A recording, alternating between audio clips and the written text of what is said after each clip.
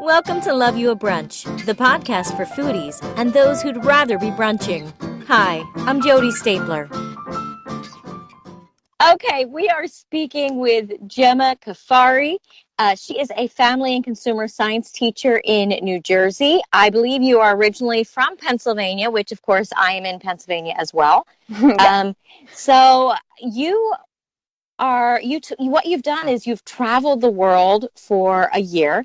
And you decided to take cooking classes and check out all the different cuisines and bring that back and teach that in your classrooms. So tell us a little bit about yourself and a little bit about what made you decide to do that. Yes, so I am a family and consumer science teacher, and I grew up in Pennsylvania, and growing up, my family, they're Italian, so we cooked a lot with my grandparents and with my parents as well, and food was always the center of all of our, activities and family gatherings, so I just grew up with cooking. And then in middle school, I took the family and consumer science class that was required, and my teacher was just so amazing. I thought it was really, really neat that you're able to cook in school and learn all these techniques and then take it home as well. And I started to watch the Food Network, and they were getting really crazy into all of those baking shows and competitions, and I said, oh, why don't I become a pastry chef? So then I attended Middle Bucks Institute of Technology in Bucks County in 11th and 12th grade, and I learned culinary arts and really got to hone in on all of the traditional techniques of cooking and baking there. So it was a great experience. My teachers were so wonderful there with guiding me towards being a teacher instead of a pastry chef. I actually made a wedding cake once and broke a KitchenAid mixer from doing that because there were so many cupcakes for the wedding cake. I decided that I didn't really want to be a pastry chef, but teacher of cooking is a much better fit. Yes, so that I can see where that was probably a good thing for you to make that wedding cake. Yes. It taught you, better than going to culinary school for 4 years and then deciding. So yes. Yeah. So so you went directly into wanting to be a family and consumer science teacher. Yeah, ever since I was a little kid, I knew I wanted to teach, but I didn't really know what I wanted to teach. So when I was at the tech school, my teachers had me observe a bunch of family and consumer science teachers for a few school days, and that was a really big eye-opener. So I researched some colleges, and I found Marywood University, which is in Scranton, and they offered family and consumer sciences as a major at the time. Unfortunately, they actually just got rid of it due to enrollment, so there's not a lot of people going for it, but it's definitely needed. Oh, that's a shame. Yes, it definitely is needed. Now, what grades do you teach, and what school do you teach at? Yes, so right now I'm in New Jersey at Middlesex High School, and I teach grades 10 through 12. I teach 2 classes, an Introduction to Foods class, and then an advanced one, which is kind of more world foods class. And those students, they learn like basic skills in the first class, and my goal for that class is for them to be able to read a recipe, find one, figure out what the steps are, and just kind of cook it at home on their own, whether they're going to live on their own in the future or in a college dorm, just simple healthy meals instead of them spending a ton of money on unhealthy meals and fast food. I think it's really important. Absolutely.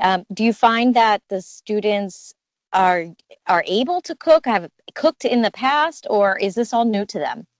Yes, so with most of them, they don't even know how to turn on a stove or an oven or a toaster, but some of them, they definitely know how to use a microwave. But yeah, it's unfortunate because they're not taught how to cook at home because most of their parents don't cook at home either, so they're lucky that they can have this opportunity to take these types of classes because some schools don't offer it anymore. Absolutely. So what kind of foods do you teach them to cook? Oh, all types of foods. We do baking unit and a big cooking unit as well. I do a lot of food competitions for them also towards the end of the year. We fun. Food budgeting too. Nutrition is a big unit that they work on also. Very cool. So you decided to take a year off and travel the world. Yes, I did. In between teaching at different schools. Tell me about that. Yes. So along with family and consumer sciences are different types of classes. And at my old school, I taught the early childhood class. and that was a preschool classroom inside of the high school. And I really like to do different alternative new ways of kind of teaching preschool, and I researched that New Zealand had a lot of outdoor preschools and free play preschools, so I wanted to see it for myself. And Yeah. my first stop was New Zealand. I was there for 6 months, and it was just absolutely amazing. That's amazing. Yeah. So, where did you stay when you were in New Zealand? Did you rent an apartment? How did it work? So in New Zealand, I did a lot of pre-research beforehand. I stayed in a lot of Airbnbs, but then I tried to make it cheaper by woofing, and that's like a worldwide website where you can work on organic farms or help people in their homes. And we stayed with a lot of families and kind of got to know the little communities that they were in and help them with their houses or on their little farms and things. It was really, really interesting. Yeah, that is very cool. That being able to be in with the locals is, I think, one of the best ways to experience a culture. I've done it, gone places, of course, throughout my life where you're more of a tourist and you leave there really not understanding the culture itself. And so being right there in the middle of it's a great experience. So that's pretty cool. Yeah, they were so kind in New Zealand. I would ask them if they knew any teachers, and they would say, "Oh, my neighbor's a teacher." And then I observed in some classrooms that way and got to know a lot of different restaurants, and it was just a wonderful experience. They were very, very kind in New Zealand. Yeah. Now, how was the food different there than it is here? Yeah, so the food in New Zealand was very, very fresh. You could see exactly where your food was being grown. You would know your farmer from the farmer's market.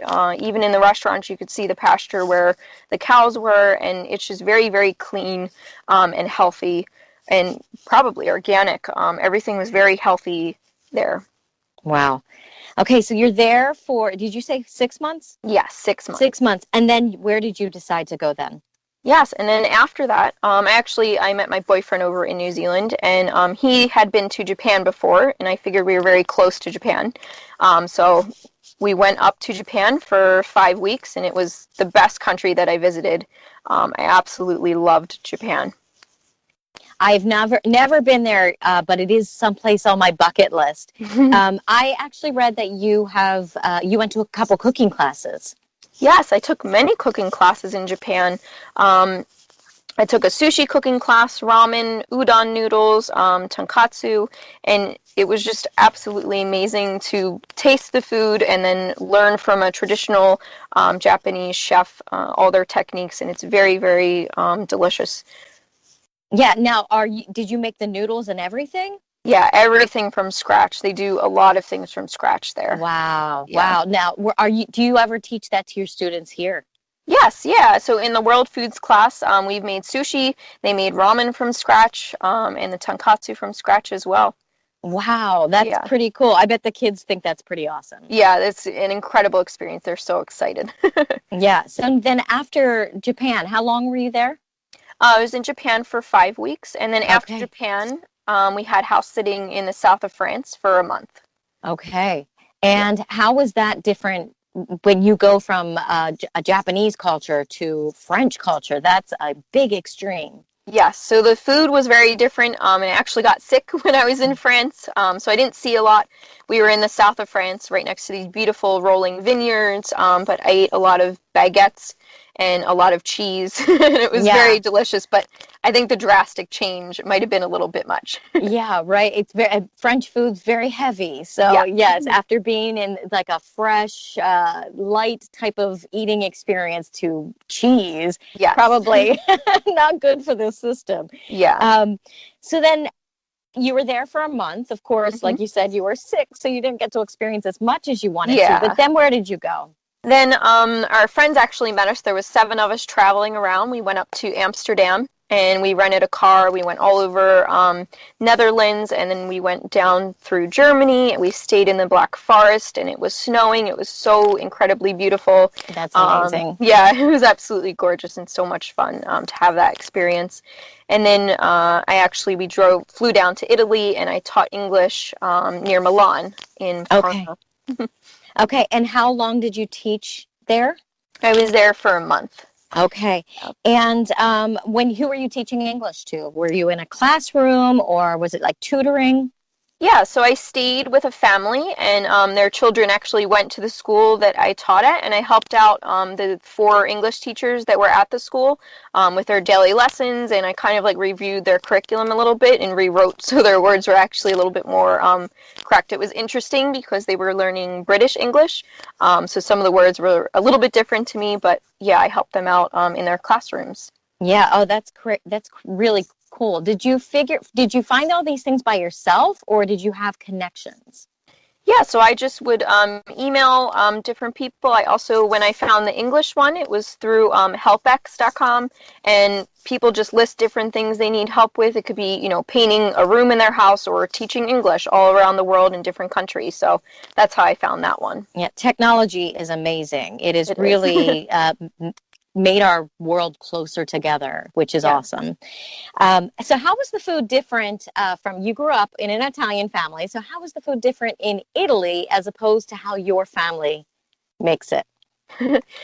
So staying with the family in Italy, the mother that I stayed with, she was a very, very good cook. My family is from Sicily, so we cook a little bit differently than northern Italy.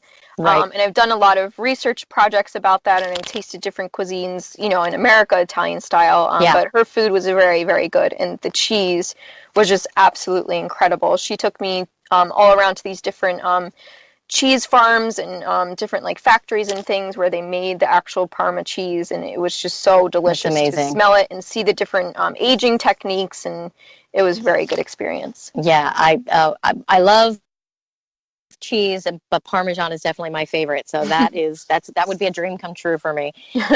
So how have you been able to bring all that and all those experiences back to the students? Yeah, so along with teaching the World Foods course, I do different sections on each country that I've been to. I teach them about traveling and budgeting and how it's actually possible to travel pretty cheaply. And then we go through different foods that I took cooking classes through, and I teach them just how the chefs taught me. And the students just love making them and learning about the culture. And then in that course as well, they research their own culture, and it helps them connect with each other. So it's a really good class. Oh, that's great. I think that's awesome. So you do have a blog that people can go to and see all of your adventures. It's travelinggemblog.wordpress.com. Mm-hmm. But have you considered writing a book about your adventures or a cookbook with all of these different experiences? Yes, I was actually I have a brother he's also a teacher, and he was saying how I should write like a children's book of how to cook or traveling the world through food, a little kid's book. So maybe one day I might write. Yeah, absolutely. Yeah. That would be incredible. Kids would love that. It's definitely on my list. And what a great way to share that experience with others so that they go and travel as well. Yes, yeah. Yeah, I think people don't realize how easy it is to fly to another country. I think we have it ingrained in our brains that, I can't do it. I got to stay in my little area. But moving and flying to another location and seeing, one, how different we are, but on the other hand, how much the same everybody is everywhere is such an experience that I think especially Americans need to have. Yes. I wish it would be kind of required as kind of like a 13th year in high school for, teenagers to go travel the world. A lot of people take a gap year around the world, and it just doesn't exist in America. It's kind of frowned upon to leave. Right. Yeah. Yeah, it's a shame, but I'm glad that you're able to do that and bring those experiences back to your students and maybe give them the love and passion of not only food, but also traveling and learning about new cultures.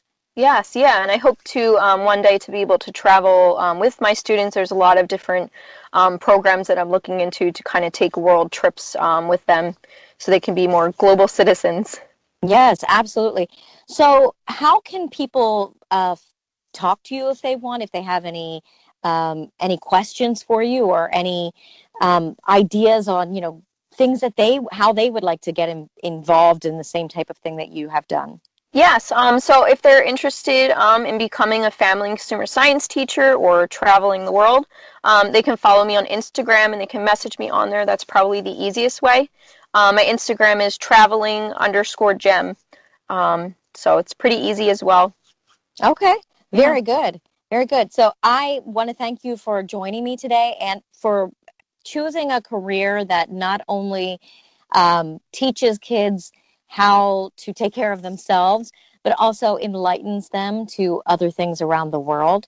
And I also want to, keep traveling, keep bringing all that Definitely back. will. Yeah, absolutely.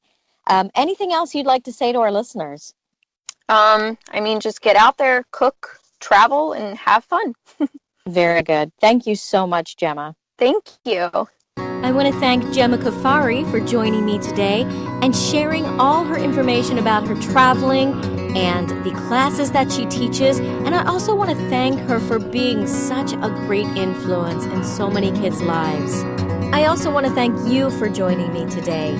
Please make sure if you like our podcast to subscribe wherever you're listening and join us on our Facebook page, Instagram, and Twitter, and share us with your family and friends. If you appreciate our podcasts, books, music, and our goal of helping others fulfill their artistic career dreams, and would like to see it continue for many years to come, please join our Patreon and become a sponsor at Willow Moon Publishing.